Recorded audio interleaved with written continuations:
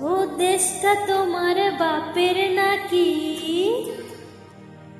করছো ছলা কলা, কিছু বললেই ধরছো চেপে সব জনগণের গলা।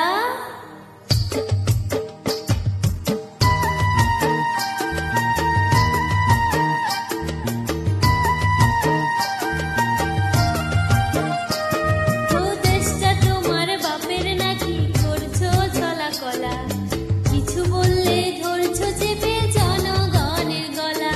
ও দেশটা তোমার বাপের নাকি? করছো ছলা কলা।